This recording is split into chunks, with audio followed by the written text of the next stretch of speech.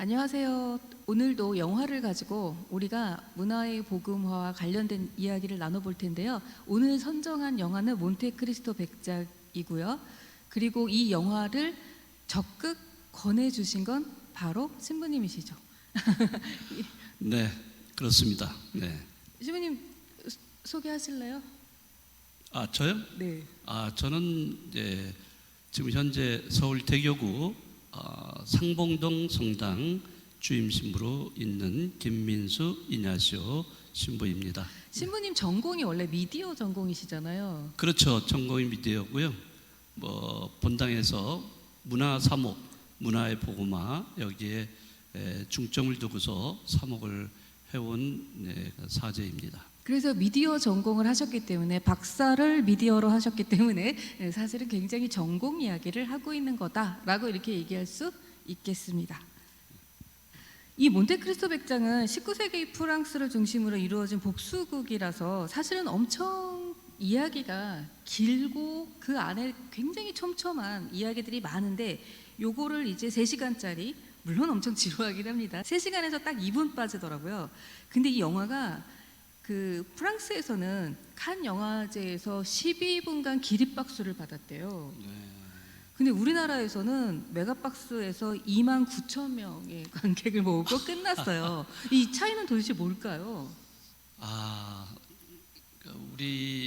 우리로서는 아마 이미 예전 고전으로 생각을 하기 때문에 그런 면에서는 좀 지금 시대 사람들한테 환영받지 못하는 영화가 아닌가.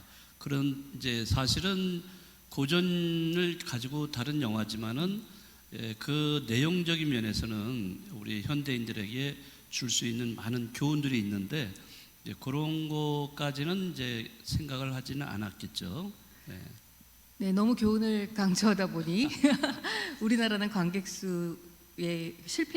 동원에 실패한 간단한 줄거리는 사실 이래요. 아주 젊고 유능한 항해사 에드몽이 선장 승진과 사랑하는 그 메르세데스와의 결혼을 앞두고 즉 인생에 있어서 절정이었죠. 그런데 이렇게 인생에 있어서 절정일 때 그 꼴을 못 보는 사람들이 주변에 있죠. 그래서 그 에드몽을 질투했던 친구, 그리고 그 출세에 눈이 먼 검사, 그리고 선장이 또 되고 싶은 그런 상관, 이 셋이 이제 이해관계가 딱 맞아 떨어져서 에드몽을 반역죄로 감옥에 넣어버리는데 그 감옥이 절대 탈출이 불가능한 아주 극악한 환경의 섬으로 거기에 가둬버리죠.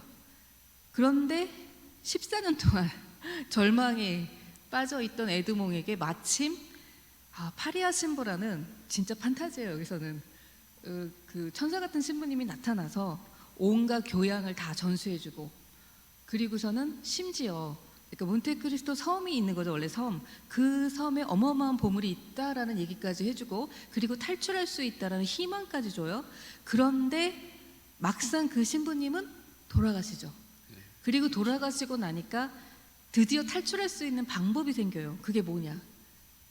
시체를 바깥에다 던질 때 에드몽이 그 신부 대신에 시체 역할을 해서 탈출을 합니다. 그리고선 그 어마어마한 재산을 가지고 파리 사교계에 들어와서 드디어 복수를 하게 되는 그런 이야기인 거죠. 그런데 이 영화는 특이하게도 복수를 깔끔하게 다 하지 않아요. 왜 그럴까요? 문제는 이제 이 부분인 거죠. 몬테크리스토 백작이 우리에게 주는 교훈은 바로 이 부분인 거죠. 용서를 해주는 이런 그렇죠. 장면으로 용서를 해주죠. 그 그리고 장면이 떠나요. 끝나죠. 그리고 결혼도 안 해요.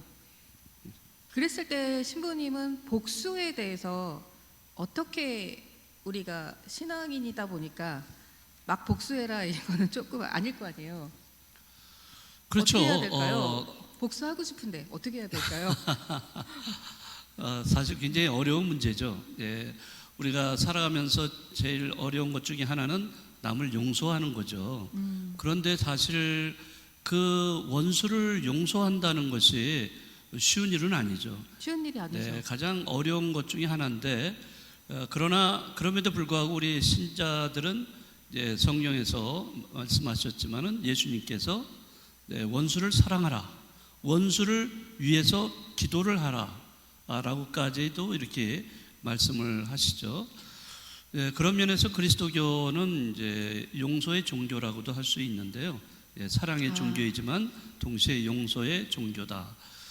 자, 그렇기 때문에 예, 보통 우리가 살아가면서 그 나를에게 상처를 주고 나에게 큰 손해를 끼친 그러한 그 원수를 용서해 준다는 것은 있을 수 없는 일이죠. 예. 있을 수 없죠. 네, 그 오히려 그런 그 가해자를 예, 어떻게 하면 그 보복을 해서 복수를 그렇죠. 해서 몇 배로 갚아줘야 된다.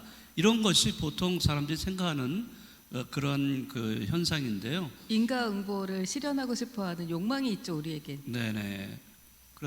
그래서 우리는 그것을 갚아야만 된다 하는 것이 이 세속에 보면은 정의라고도 얘기할 수 있는 거죠. 정의죠, 그게 정의 네. 실현. 자, 그렇지만은 우리가 그리스도교적인 입장에서 본다면은 그런 원수를 사랑해야 되는 거예요.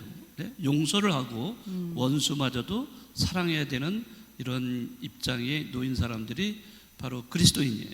왜냐하면 예수님께서 우리 인류를 용서해 주셨고 당신이 그 용서를 위해서 십자가상에 못 박혀 돌아가시고 부활하셨기 때문에 그렇습니다. 그래서 우리가 예수님을 따른다면은 우리도 그 원수를 용서를 해줘야 된다라고 이제 얘기를 우리가 하고 또 그것을 실천을 해야 되는 거죠. 이제 그렇지만은 신자들이 다 그렇게 하느냐? 또 그렇지는 않은 것 같아요. 뭐 따른다고 하면서도 현실적으로는 그러지 못한 경우도 굉장히 많이 있는 것 같습니다. 아무튼 이 사회적으로도 보면은 이제 이런 가해자에 대해서 어떤 보복을 함으로써 또 다른 피해자가 가해자로 이렇게 변하는 경우를 많이 보게 됩니다. 그러면 그것은 보복과 복수의 악순환이 이루어지는 거죠. 그런 악순환이 계속된다면은 그것은 굉장히 불행한 일입니다. 그렇기 때문에 그 악순환의 고리를 끊어버릴 수 있는 유일한 길은 그 원수를 용서를 해줘야 되는 겁니다. 그럼 이제 이렇게 정리할 수 있겠네요. 우리가 왜 용서를 해야 하냐 그러면 내가 피해자였을지언정 내가 가해를 하는 그 순간에 결국은 그 폭력의 고리에 내가 들어가 버림으로써 가해자가 돼버리는 것. 그러니까 용서를 하지 않으면 나 역시 가해자가 돼버리더라.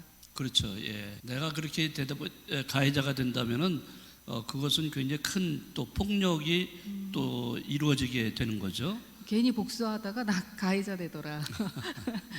그렇게 이야기를 해볼 수가 있겠네요.